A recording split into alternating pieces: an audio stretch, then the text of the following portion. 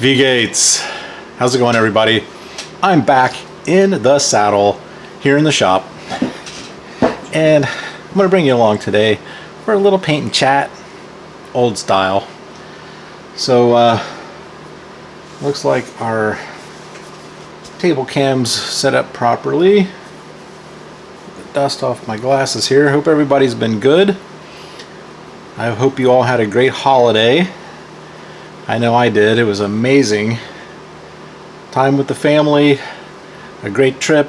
Got back. It's been probably about a week since we've been back from our big trip, and you know, getting settled in, putting content up on my other channel, which is Exploring with the Smiths. I hope you'll check that out. The way for us to share and catalog all of our travels and connect with other folks doing the same kinds of things, the biking, the hiking, and the traveling, day trips, weekend trips, stuff like that, fun things. So yeah, check it out. And today here on the table, we're going to be working on some more of my 28mm Perry Brothers American War of Independence era, and really geared towards the Forager rule set. I want to show you some of the stuff I put on my Facebook here earlier. These are some figs that I've been chugging away on a little bit before vacation. Didn't do a whole lot over the holiday. Really great figs though. I really like the detail. Really fun to paint.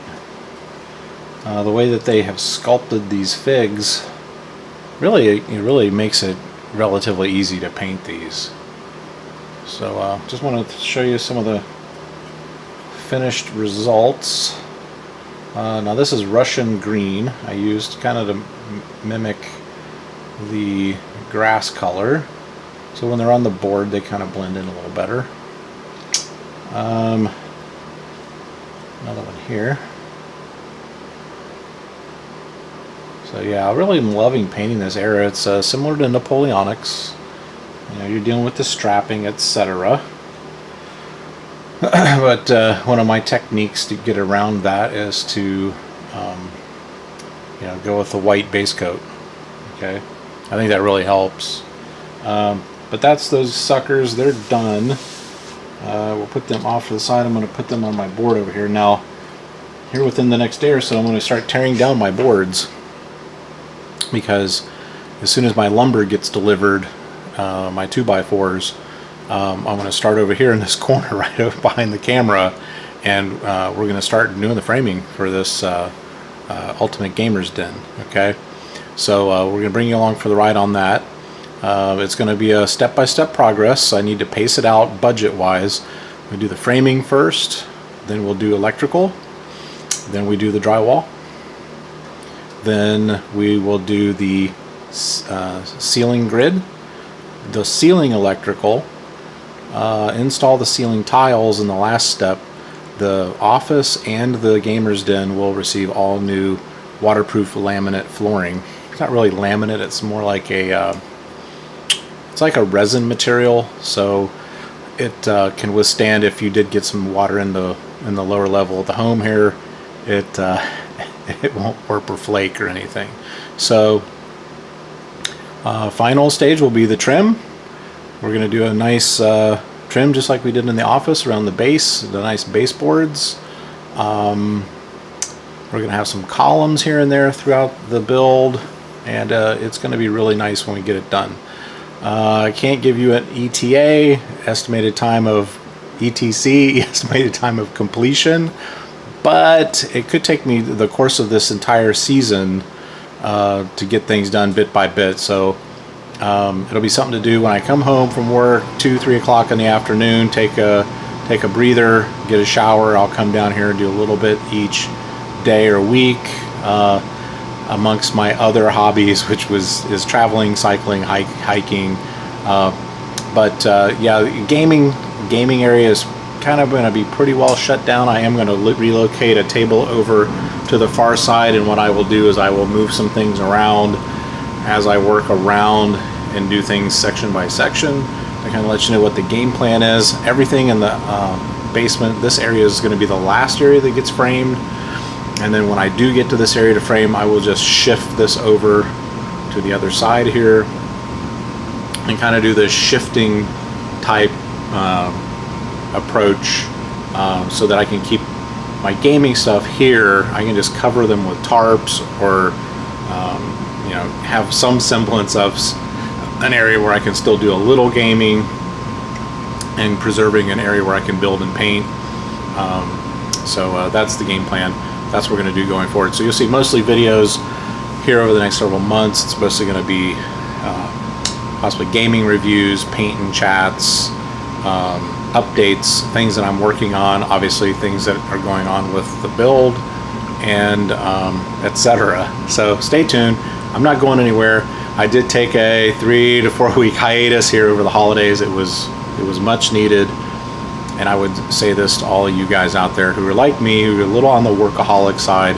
I tend to overbook myself with customers and with my personal life, and that's the way I like it. I like to be busy, but I will say, and my wife has convinced me, we need to do at least one big vacation like this where we really need to decompress. After the first day, we got on the boat, and once we got through that first 24-hour cycle, it was like night and day difference. Got some massages, sat in the hot tub, read, did some reading, just chilled, and really rejuvenated myself. So I highly recommend that, even if it's just camping, guys. Something to get you out of the, you don't have to spend a lot of money to have peace. So you can go somewhere, get out of your rut, okay? Get out of your regular routine so that you can just let your mind go, so to speak. You know, I didn't have to worry about, now luckily our kids stayed here while we were gone, right before they had to go back to college, and so we didn't have anything to worry about. You know, no distractions, and we were really able to just really enjoy ourselves. And for those of you that are empty nesters, you know what I mean. Well, by the time you get to the goal post, you got 2 kids. I got the second one almost, she just got started in college. She's almost to the end as far as education goes. It's nice to see the light at the end of the tunnel a little bit, although it is bittersweet. Right, it is bittersweet.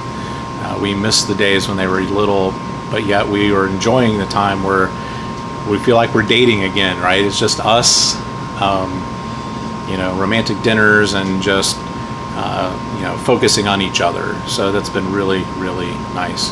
So just a little update there. Don't want to get too personal, but I will show you what we're working on here on the action cam.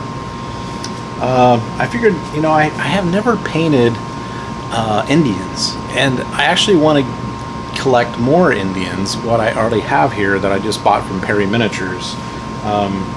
So let's show you what I'm going to work on. So I'm going right into my Indians. I have, what is it, six of the Perrys. So that's what we have. That's what I'm going to be working on here. And I'll zoom in a little bit. We'll show you a little bit of the poses, and I'll do a little bit of painting. We're not going to do a start to finish paint. I did just want to touch base with you guys, put up a video, show you what we're working on here in the studio, and show you a little bit of my painting process. I'm certainly not a professional. I just find my way, I find my process, but I can't say enough about these Perry Miniatures. There's other great miniature companies out there, but I really have become really partial to Perry. They just seem like really nice guys too. The kind of guys and kind of company that you want to give your money to, right? People you want to support. And I know how that is. I have a very small business, and I have very loyal customers, and I think that's really a great thing. So there you have it. Just great. You can see how by this era, the late 1700s, early 1800s, you can see how there's still some traditional Indian garb, especially these would have been along the border of the colonies. We're talking Shawnee, maybe some Iroquois, some Huron, Cherokee, of course. And they started really, they were taking on more of the settlers' garbs. You saw them wearing more fabric clothing instead of buckskins. You see them like with these miniatures here with the straw hats. Because even back then, I'm sure, just like us, we're trying to keep the sun off of us, right? Because it just, take it from a guy who's worked outdoors for 29, 30 years, the sun can get you. So they were doing that, and I noticed we were in south of, we're basically where we cruised was just north of south. I mean, we were right down on the equator, so most of those folks down there, they're wearing long sleeve shirts and big straw hats. They're really doing a good job of protecting themselves from that damaging sun. So here's kind of my process. So I'm going to kind of think about this. You can see how I would use like just different colors on the coats of these guys, these colonial militia that I just finished. So I'm going to I'll kind of study these guys. I'll look at them and I'll think, really look at the fig and seeing that's really kind of like a settler's smock,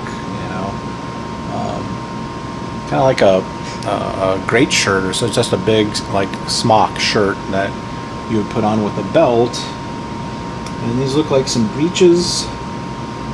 So he's got breeches, what we call pants, breeches, because these could best definitely go for Cherokee. I'm not seeing any buckskin on these figs. So this is kind of what I'll do. This is kind of my, this is kind of my process, I'll sit and I'll study the figs for a little while, and again, like I said in the other video when I was showing some of these figs, is you can also see the point where they were carrying modern muskets, and still sticking with the bow and arrow too, right? So the old tried and true. It's kind of like the old steamboats. They had the sail masts for sailing, and they had the steam engines. In case that steam engine broke down, it wasn't completely reliable, they could switch back right over to sail, because the older sailors just really weren't convinced of that technology yet. So that's the same kind of thing you're seeing here, and the Perry brothers have really captured it really well. So what we'll need to do is think about this. I think about what would they have had color wise as far as dyes go, and this is the kind of process I go through with this era. So I've got you're gonna have some gray tones, you're gonna have some brown tones, some tan tones. You'll have some reds, and you'll notice, where is he? Like this dude right here I painted. So he's got like a red vest. That could be left over. He could have served. A lot of these guys, George Washington, a lot of these guys, they served in the British colonial militias. They wore British uniforms. If you've watched The Patriot, this guy fought the British tooth and nail when the movie got going, but he was, in the French and Indian Wars, he was fighting with the Brits, right, as a colonial. So kind of have that kind of thought process.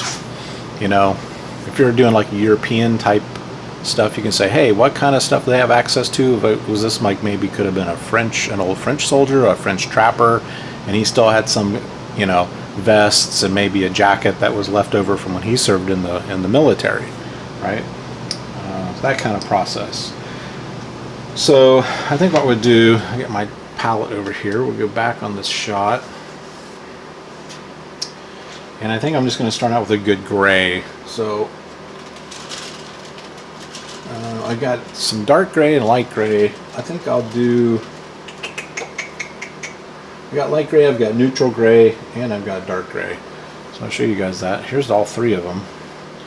So you can really use all three of these on various things like pants, coats, You know, maybe some of the strapping even. You know, looking at the footwear, looking, these guys have probably, like they do have shoes. I'm not seeing a lot of moccasins. Yeah, there's a pair of moccasins. There's a pair of moccasins. So some of them have shoes, some have moccasins. Obviously moccasins are going to try to go after that buckskin color, which is going to be kind of like a, you know, you could go, you know, light brown. But throw out some of the colors here. I'll just lay them flat for you so you can see kind of the color palette we're going for. You can see here when I was doing this guy's straw hat, I just went ahead and knocked out these straw hats because it was a good color. I think I used buff, was the Vallejo color that I used. You know, another one that I use a lot of, especially with this period, red leather. You know, there's another great vibrant color. It's not really tan. It's got some nice earth red tones in there, kind of like Georgia dirt. If you've ever been to Georgia. So you got red leather. I use this a lot. It's called New Wood. I use that for the musket stocks, the bows, for the bows and arrows. So kind of just laying out my thought process with the color palettes. You can also go with like khakis, you know, another good earth tone that I will use in this era. Another one that's a favorite is just tan earth. You know, there's another good one. So you can see here we've got all these earthy tones. And we want a little splash of color because sometimes they, you know, along their travels they'd pick up a red scarf, or they would pick up maybe a fancy gunpowder flask, right? Maybe more have maybe some stripes on the strapping. You could do maybe like light blue and white on the strapping to kind of make it look a little fancier, like they took it off of a dead trapper or something he brought over from Europe. You know, little things like that you can look for. There are little pouches and things. You know, you can go with like you know, something that's a little bit brighter. Some of the other colors I like to throw in there is thinking that maybe, hey, you know what, they might have picked something like that up here and there just to kind of give it just a little splash of color. I didn't do that a whole lot on these, but like this guy, you could tell he had more of a fancier coat. And he's got the nice brass buttons. He's got the little piping on the top of his hat. You know, you don't have to do all of them like this. This guy, here's a guy who could have been with the French, or picked this up off of a French. So there's kind of like the red cuffs, right, with the brass buttons. It's kind of like an over military frock coat.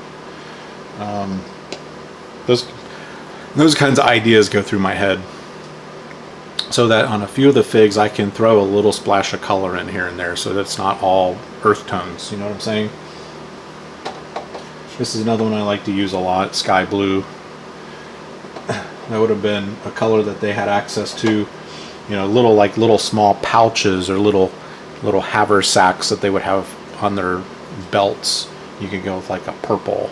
You know, maybe they, you know, found it when you know, they came across the settlers' wagon that had been looted, and the settlers had been murdered or something, and they just, hey, this is a little pouch, a little silk pouch, you know, stuff like that. That's kind of how you have to think. Then the other colors we don't want to forget about, guys, that is also the earth color, is greens. There's so many different shades of greens that we can collect from Vallejo. So here's uniform green, deep green, which is a nice poppy color that I could use on my Rangers, right? My Queen's Rangers. So we already got that mapped out. So you know, darker greens, olive drab, you know, another example. You know, brown violet, all these different hues of greens. You can see the different hues that those colors can give. They're still earth tones.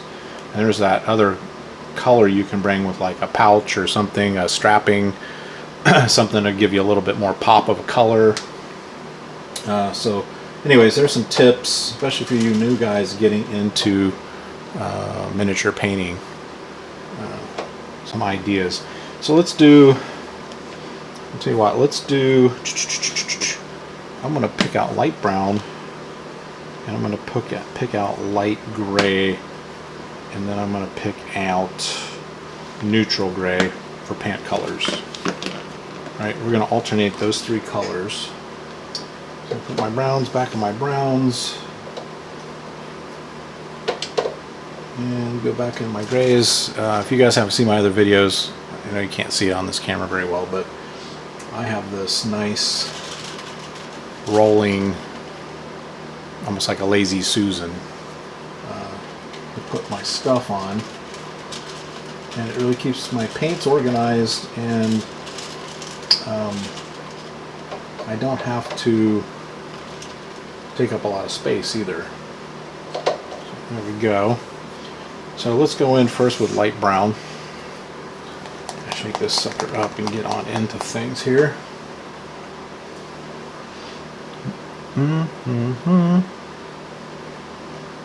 It's a nice sweet Moscato wine.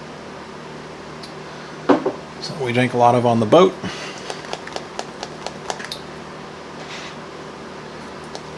Alright, get my other two colors up there. I'm going to show you, I've had some questions recently about thinning the paint. I'm going to go with just that. You know, one of my bad habits is I put too much paint on the palette, and then I end up just wasting paint. So I'm going to go in, put my water over here, if you guys can see, this is the edge of my water, and I'm going to go with one drop.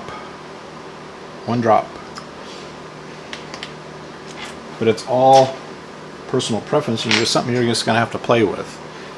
So when I was putting that paint onto the palette as it came out of the tube, it seemed a little too thick. Sometimes it comes out as just right, just the way it is out of the tube or out of the bottle. So the advice I gave someone the other day was you kind of want thick cream. If you've ever used a thick, heavy whipping cream, the other idea that comes to mind is you want your paint to flow. You don't want it to be too gloppy and thick, and you're putting it on too heavy, because what ends up happening is you're hiding the details of the model, right? So let's just grab this guy as an example. I'm going to go in on my shot a little bit here, and I'm going to go in with my, you know what, I'm going to go in with my regiment brush. That's how you keep your points nice and sharp, guys. And we're just going to go right on in. This seems a nice consistency. We'll see in just a minute as I start painting this on.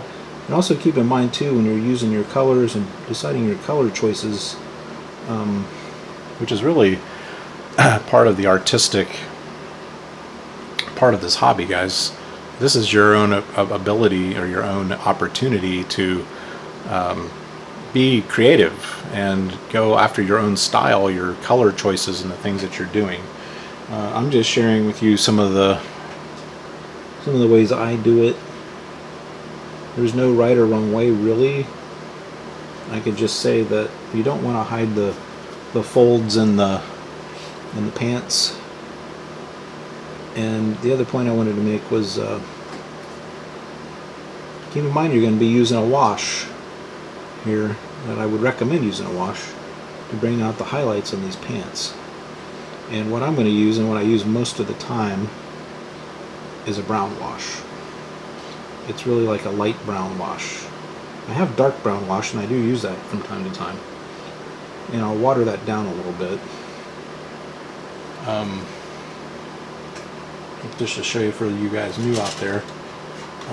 And I always keep some extra on hand. But this is your brown wash. Okay.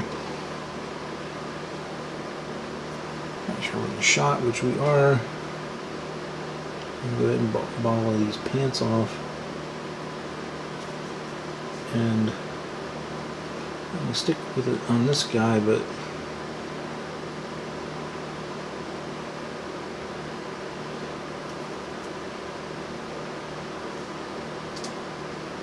Still thinking this is still a little too thick. Right. So if you can kind of see that, where you can start getting some highs and lows on those folds of those pants, and actually I'm finding that, like I said, I'm going to clean that off. I'm going to go with another drop of water. Boom, one drop. I'm going to mix that up. I got a shot here for you guys. I'm going to mix that up. Tap, tap, tap, tap, tap, tap. And you can clean that off. I'm going with another guy here. Actually, I'm going to pick something different because you notice he's got a straw hat. He's got a straw hat. I really kind of want to alternate and change it up. And yeah, that's better. I really want that paint to flow nice. It makes the process go quicker, and when it dries, since I'm using that white, the high spots become a little lighter and the low spots in the folds of the pants comes a little darker, right? And then when you go in with your wash, because this is just your base color, it really brings out the highlights in the pants. And then you can come back in and hit all the high spots if you want to and do a highlighting phase. A lot of times I find with this technique, with using the white base coat, a nice thinner use of paint, and then with the wash, a little watered down wash, it gives the perfect effect without having to come in and doing a bunch of highlights. Okay. Watch some of my other videos. And I go into doing some of the highlighting techniques, right? And of course there's a ton of other videos out there, guys. That's how I've learned, of watching videos, just trial and error, right? So if you're new to this, don't be afraid, give it a try. The worst that you can do is ruin the miniature, then you have to throw it away and start over again. It's not the end of the world. Okay, so I've got 3, I got 6, so I'm gonna go like 2 and 2. Now something I'm gonna do is with this color, I'm gonna grab another mini, and so I can use up some of this color. Now I'm gonna go in with the frock coat,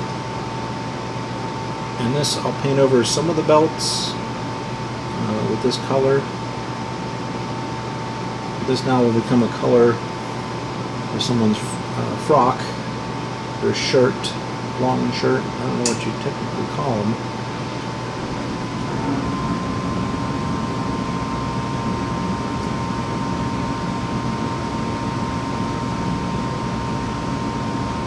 So don't get all bent out of shape if you get some on the belts that you didn't want to get on the belts. That's fine. You can always come back to the final phase before you do your wash, is to just do some touch-ups. It's not the end of the world. As you can see here, like on this, I'm going to get it to close. You can see where his tomahawk is, right? So that's a super, super nice detail that the Perry brothers have done on this.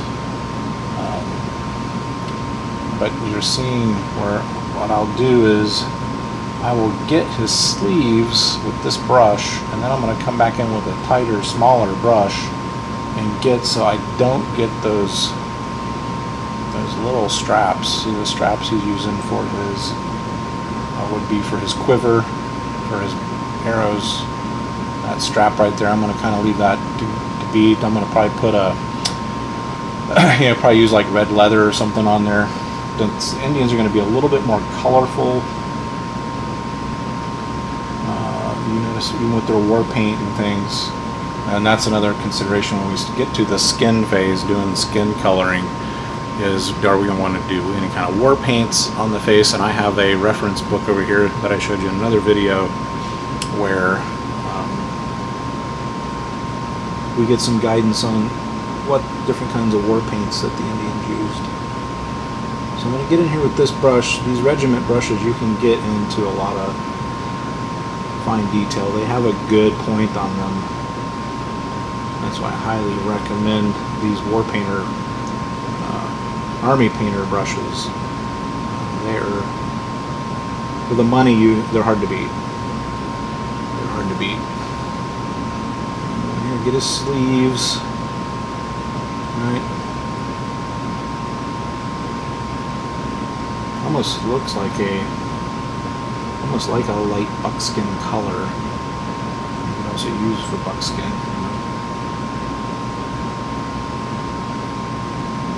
Get his collar, etc.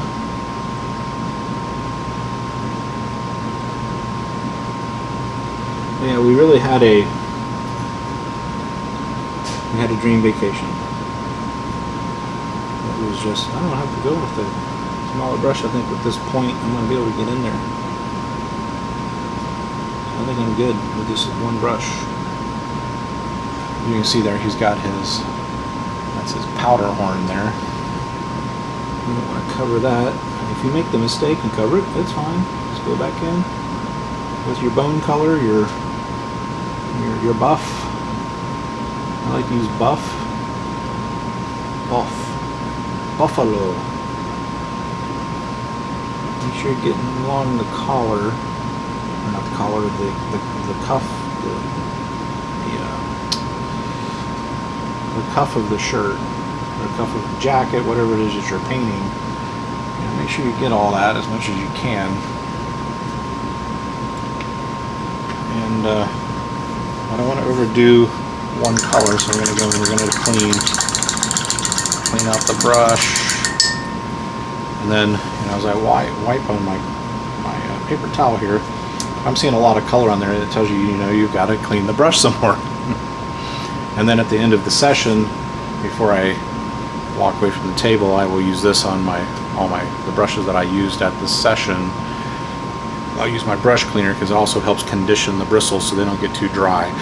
And here in the winter time with this cold, dry air, if you want to condition these brushes, you can get a lot of use out of these brushes if you take care of them, right? So I'm going to go with the dark gray. I don't want to make the video too long, so we'll do dark gray, and then I'll let you guys go, and then I'll bring you back in for the next session.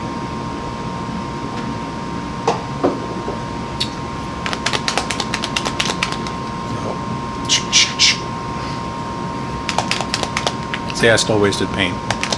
I used just the one little drop. As you can see, like on this one, like when I did this gold or brass, it was like a little minuscule, little teeny drop, right? That's the great thing about these dropper bottles. You can really help control the paint. You can imagine if I didn't have these, how much paint I would waste. I really like this. I still like Citadel paints. There's some of these you can't beat with the pigment, especially their metallics are really good. And I'll dip out of the cap, and then I have to put some droppers of water in these from time to time to keep them loose,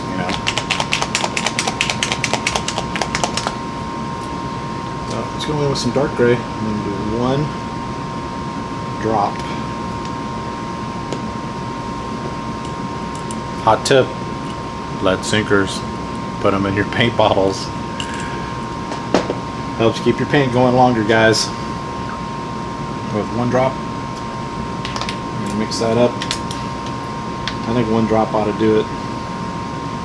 I'm gonna mix, tap, tap, tap, mix. Oh yeah, that's gonna be nice. Like I said on other videos, guys, I've done the wet palette. I've got one. To me, it just makes the paint too wet, and I was always fighting that. This technique and using these little palettes like this, it really worked well for me. I really like it. And some guys, they swear by the wet palettes. I could probably see more of a use of wet palettes if you're like a commission painter and you're painting tons and tons of stuff all at one time, and you're doing a lot of speed painting, and you really are doing long sessions where you need that paint to flow. I don't know, it just never really worked for me. I tried it. I know a lot of the pros out there use wet palettes, and that's cool. You know, to each his own.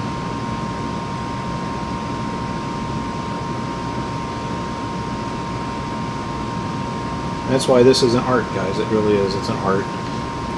You have to develop your own styles, your own techniques. Yes, you can borrow from people and get ideas from people. God knows I have. At the end of the day, it's part of the fun, you know, being an individual and kind of doing your own thing. Is really where it's at. So there's his pants. I'll take this guy, did his jacket. I'm going to go right in and do his pants in gray. So you notice I'm doing like the main components first, so like pants, coats, jackets, shirts. Then I'll do like footwear, moccasins, boots.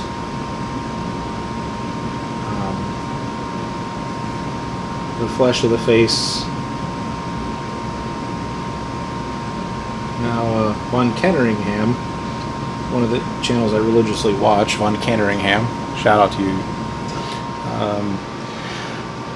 He's got some good tips and some good stuff on his channel, and I'll put that on the description below so you can check out his channel.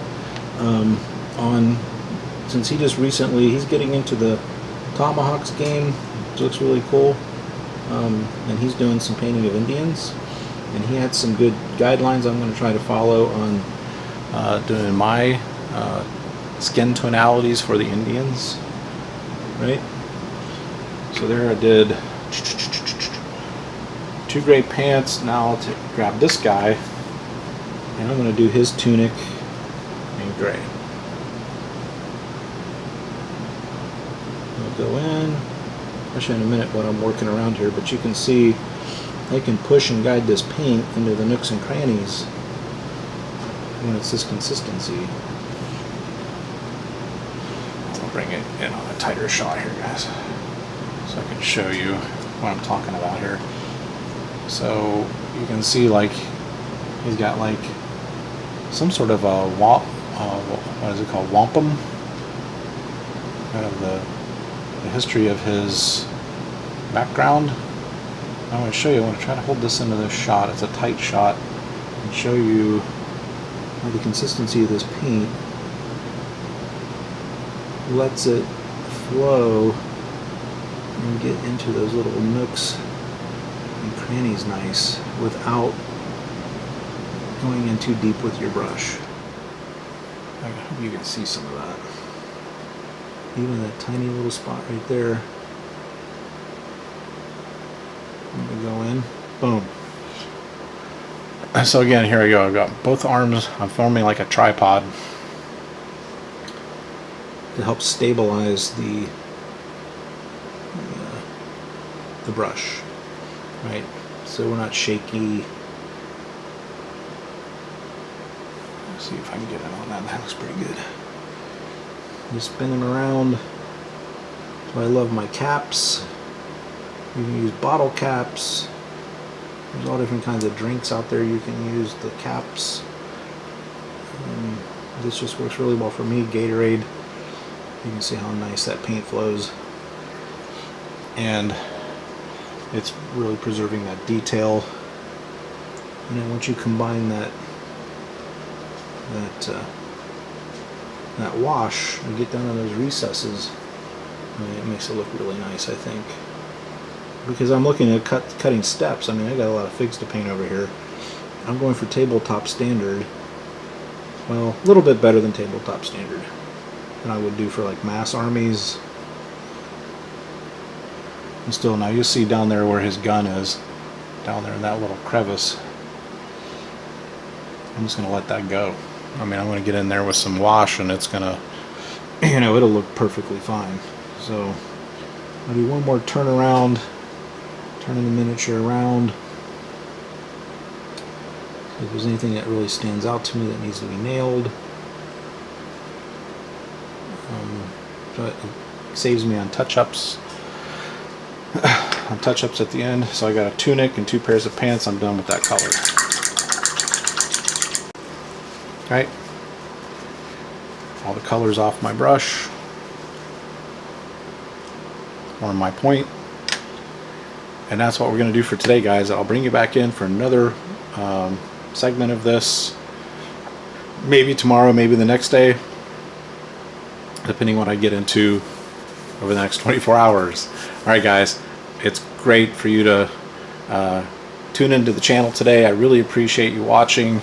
I really appreciate the comments and the likes, the new subscriptions. I'm getting closer and closer to my goal of 1,000 subscribers, and I really appreciate all you guys for that. So please like the video, share the video with your friends, your family, co-workers, long lost relatives, and let's spread the hobby, and let's interact with each other and share things with each other. If you haven't checked out my Facebook page, it's Alan Smith Gaming on Facebook. Do your search, send me a request, I'll approve you right away, and you can start sharing your projects and things on my Facebook group. So thanks again, guys. I hope you have a great week, and I'll see you next time. Ciao.